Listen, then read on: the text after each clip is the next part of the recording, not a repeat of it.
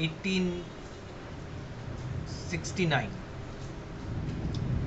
Now, in 1869, some other writer published um, some other play, which was named The League of Youth, and it says it's a modern prose comedy, and it was performed somewhere in Norway. But in that particular play, one of the characters, chafing against the bonds of marriage, complains to her husband, "You dressed me up like a doll, you played with me as one plays with a child." So we are going to uh, this question, or this one here refers to the first question, that is Ibsen's attitude to women. Now, this was the attitude of the society towards women, and Ibsen protested against this kind of treatment by the society, by people in general, against women. Um, Ibsen, through this play, actually tries to present, or Ibsen through this play actually tries to make sure that women's voices uh, should also be heard, and that women are not just, they should not be treated as dolls, they should not be played with as some child plays with a toy. So women should be respected, and women should be respected for who they are. But Ibsen's play follows, Ibsen's play is influenced by the play that was published in, that was played in the theaters in 1869, and it was named The League of Youth. And in that play also, we found that the characters is unhappy regarding the marriage. She is chaffing, she is complaining against the marriage, and says that you are treating me as a doll, you have dressed me up as a doll, and you are playing as if you are playing with me as if a child plays with a doll. So this was how women were treated. This was how the character in the play, Torvald Helmer, he is also treating Nora, the lead character of the play. He is also treating Nora in a very dismissive manner. He is also treating Nora as if she were a doll. So that's the first point regarding this topic. Secondly, this line is important. Helma rebukes her for squandering money, hinting that she inherits this trait from her father. So there is a tendency among men in the society to blame the women for various things, including squandering money, the money hard earned by the husband, as if the husband is earning the money um, very painfully, and the woman, all the woman is doing, all the wife is doing, is to lose it. And Helma rebukes Nora for squandering the money, for spending the money on things which are not really very important. And he also hints that she inherits this trait from her. Just a minute. Okay. So she inherits this from her father, and like her father, who lost a lot of money owing to this kind of habit, Nora will also be losing money, and she should not be trusted with money.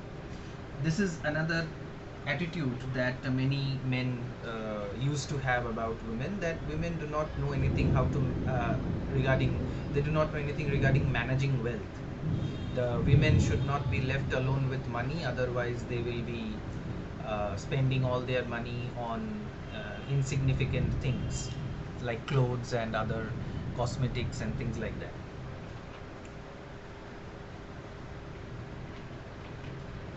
In order to break the um, stereotype, Ibsen first creates the stereotype. In order to destroy the icon has to be established. If we are target practicing, we fix the target at a particular place, we paint it red and all that, and then we practice on it, throwing darts or bullets or whatever we want to practice our aiming with. So Ibsen here, through the character of Helma, creates the stereotype that is required to uh, to break it. And throughout the play, especially when we will go towards the end of the play, all these stereotypes are attacked, all these stereotypes are challenged by Nora herself. And that is the attitude that Ibsen has towards women in general and Nora in particular.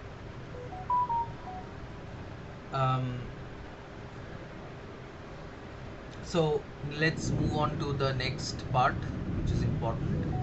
In this section, which is named plot, in page number 15, Nora is meant here by she. She is superstitiously fearful that she will infect them here means the children, her 3 children, with her own corruption.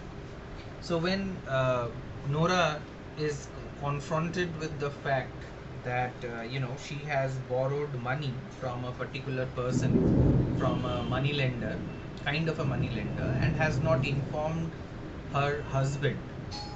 So this was how women were treated back then, that they were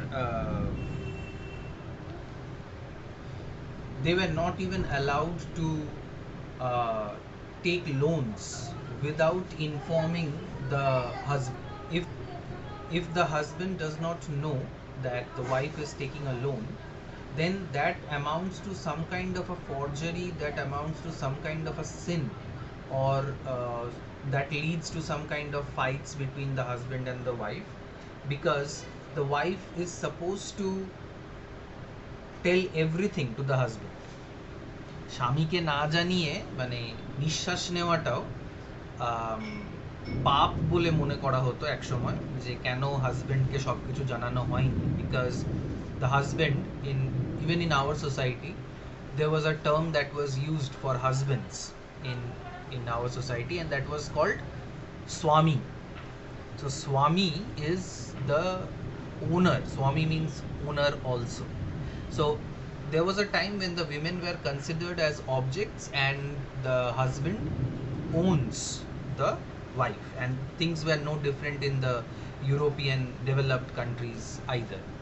So Nora thinks that she has done a lot of wrong by borrowing money from Coxguard. There's another character called Coxguard, and she has not informed her husband. But the main thing is that she had forged some papers to take the loan, but she had actually taken the loan to save the life of her husband. She did not take a loan to just go to some holiday. Helma was sick, and the doctor said that he needs to be taken to a warmer country, to a warmer place, because Norway is very cold, and of course we are dealing with a Norwegian play.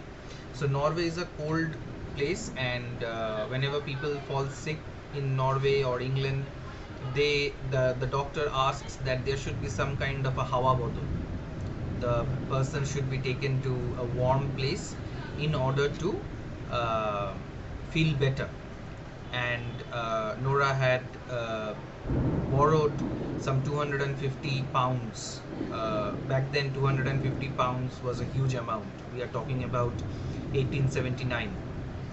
So it was a huge amount. It's like maybe 2.5 lakh now, or maybe more.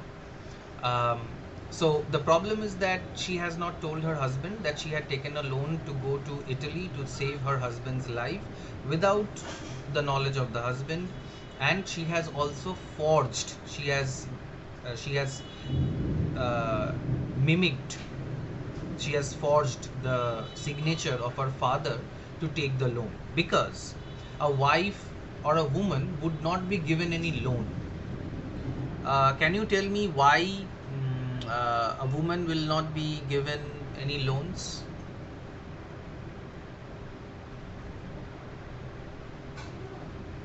Do you think that women are not given loans still today?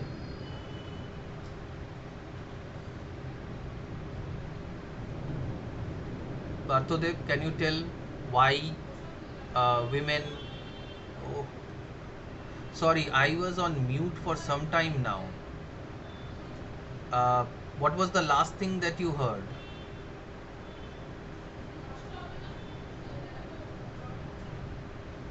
Hello?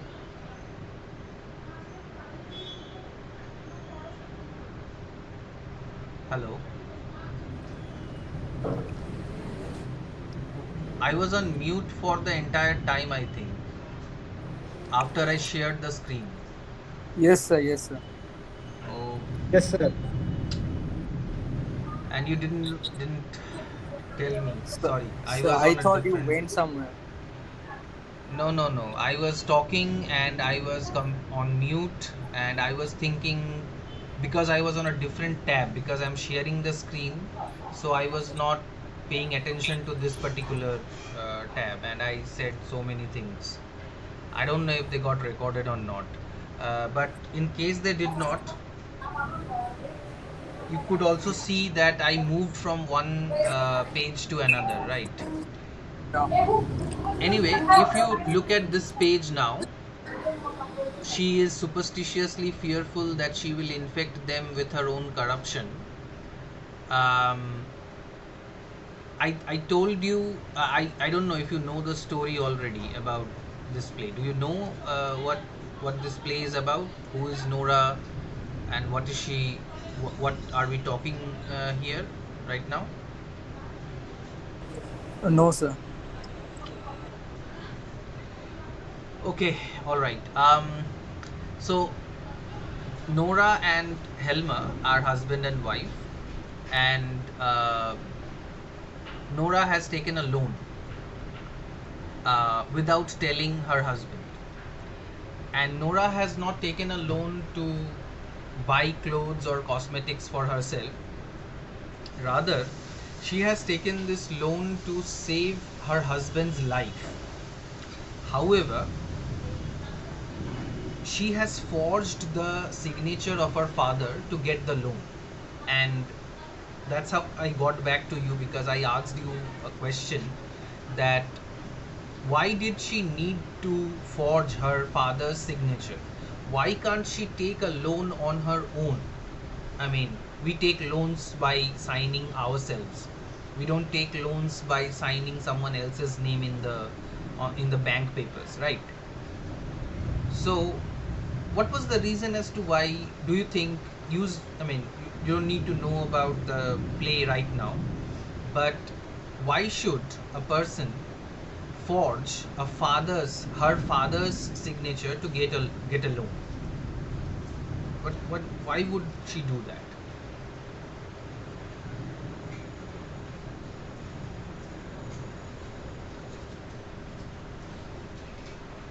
Parthodev, can you tell me?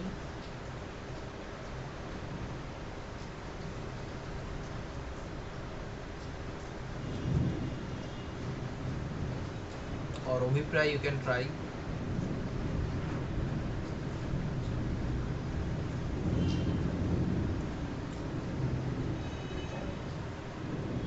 Why does a woman need to forge a man's signature to get a loan? Wouldn't a woman get a loan on her own? And we are talking about 1879. What do you think happened during that time? How did the society treat the women?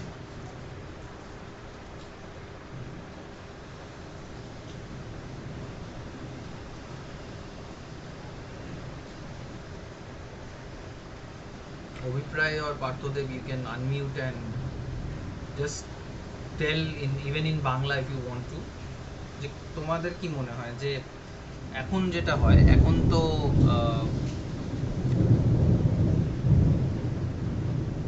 উইমেনরা loan পায়, তাই না? এমন তো নয় যে উইমেনরা loan পায় না। তো 1879-এ এমন কি সমস্যা ছিল যেটার জন্য নোরাকে কারোর সাইন নকল করতে হতো?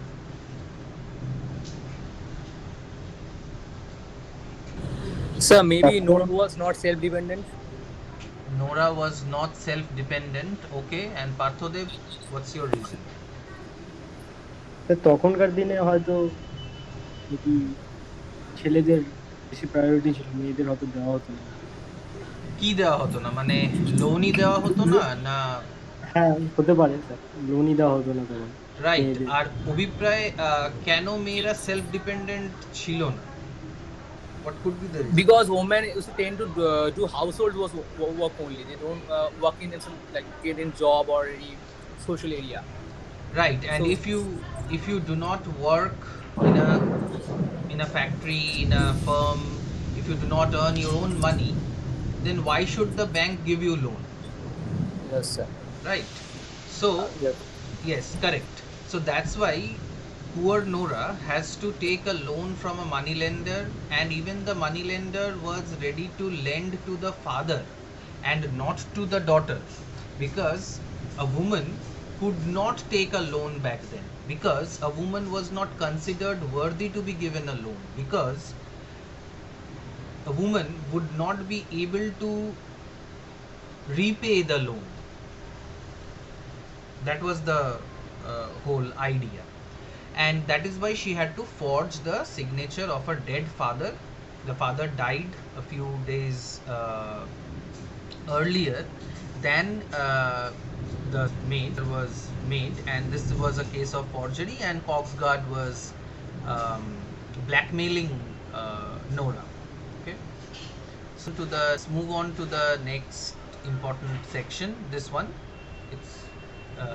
it has faded, but I guess it's still observable. You can still see that it's one refers to the attitude of Ibsen's attitude to women. Now in here, pointing out that this is their first serious talk together in 8 years, Nora explains to Helma how she has been treated, first by her father and then by her husband, and the two who have professed to love her more than anyone in the world. She now understands that it has all been a game where she had been a doll who, I mean, we need these 4 lines for our purpose, that she points out, I mean, at the end of the play, at the end of the third act, when Nora is about to leave Helma for good. She has enough, and she says that, we need to talk, we need to seriously talk on this issue right now. And she tells Helma that this is the first time in the 8 years of our marriage that we are sitting face to face and having a serious discussion. All other discussions earlier were very frivolous, were very trivial, and she was treated frivolously, she was treated very trivially, first by her father and then by her husband. And Ibsen wants us to take women in general and Nora in particular seriously, that they too can participate in the activities that men think that it is their right to do, or men think that it is their domain, and they will not allow a woman to shine in that domain. That can be politics, cricket, football, aeronautical engineering, you name it. I mean, everything belonged to the men.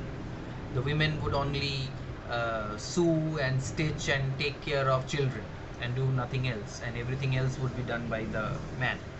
So this part tells us that Nora, towards the end of the play, becomes conscious of her position. She wants to take back the control that she had given to her father and to her husband. And as you can see, all these places that are marked, these are marked with these numbers correspond to the questions that I provided. And you can save it and use it for creating your answers. You can quote from here, because this is an introduction given by the translator Michael Mayers, and Michael Mayers could be regarded as a critic on the play itself, and you can, in order to substantiate your answers, you can quote these places. Now, like for example, this place, this section, it talks about Nora. I mean, what does Nora want to do? What was her attitude towards herself? How did she change? How did she transform from a doll to a self-respecting woman? All these places, when you write these in your answers, you can take help from this particular section. Let's move on to the next section that could be understood as attitude to women, could be understood to be useful for attitude to women. So this area, this section, Nora's act of rebellion and self-assertion. Nora is a fictional character. Nora is not someone who is real. And to make Nora in a particular way is the credit of Ibsen. Ibsen creates this character, and Ibsen wants all the women in the audience, or Ibsen wants all the women that read the play to realize that they have been treated like a doll for the rest of for their life till date, and yet it is the women who were doing the tough job. It was always them who were working hard, and yet they were treated very trivial. Even in the animal world, it is the lioness which hunts.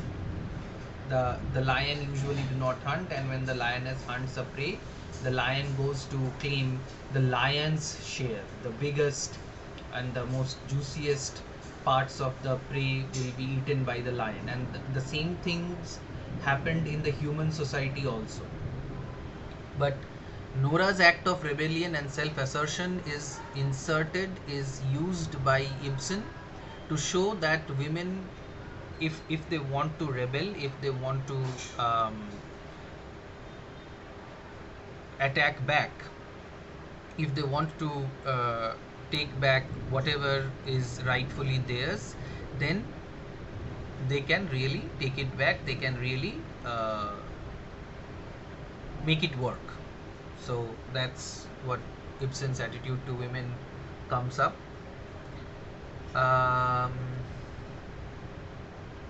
Next section is this one, in this page 25, Roman 25.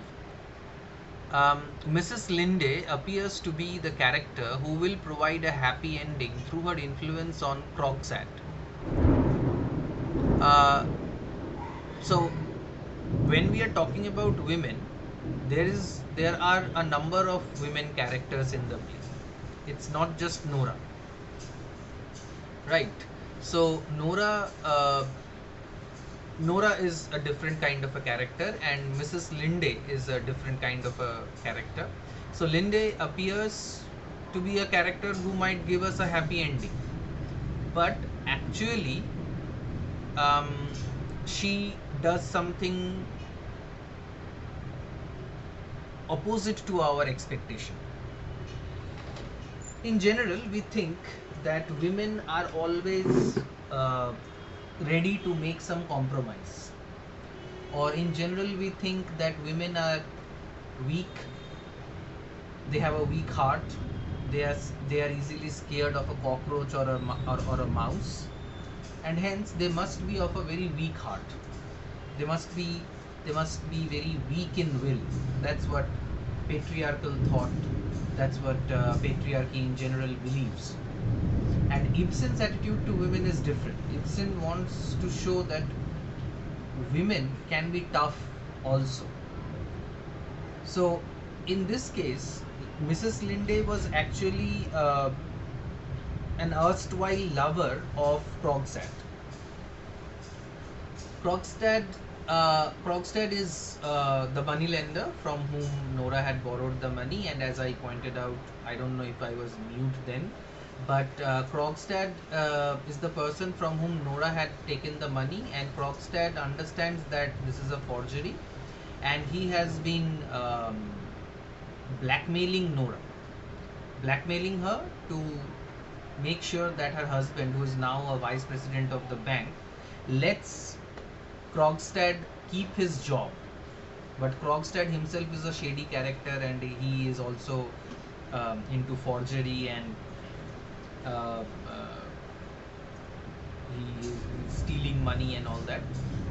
But he wants to pressurize Nora so that Nora, getting scared of being exposed, talks to her husband, makes him keep Krogstad in the bank. Anyway, Linde is a friend to Nora. She comes to this city to find job, and she meets Nora. Instead of making Krogstad let Nora go and perpetuate the lies and false pretenses, Linde says that no, Nora and Helma should realize who they actually are. They should not play doll and child anymore. Helma should accept Nora as she is. She has taken the money to save Helma, and Helma should acknowledge this. If Krogstad does not blackmail or does not expose by sending a letter to Helma, then their pretenses, their mutual play will continue forever. So we can see that Mrs. Linde is a very practical character. She understands that if at this point Helma and Nora do not understand, do not realize who these people are, who they themselves are, then they will never come to face the truth, and Nora will remain a doll. But Mrs. Linde actually, by pushing Krogstad to expose Nora in front of her husband, is actually making Nora independent. We might think for the first time when we read about Mrs. Linde that maybe she is jealous of Nora, and that is why she is exposing Nora to her husband, or she is jealous of her money. But that is not the case, and that is how women think about other women sometimes. When a woman is trying to tell another woman that somebody is a red flag, then the other woman thinks that, oh, she is jealous of her because she has a boyfriend or a husband and someone else doesn't have. And that is the misunderstanding that many people in the audience might have had about Linde. But Ibsen's attitude is that women are more practical minded, women are more pragmatic than at least the men in the play. Okay, let us stop here today, and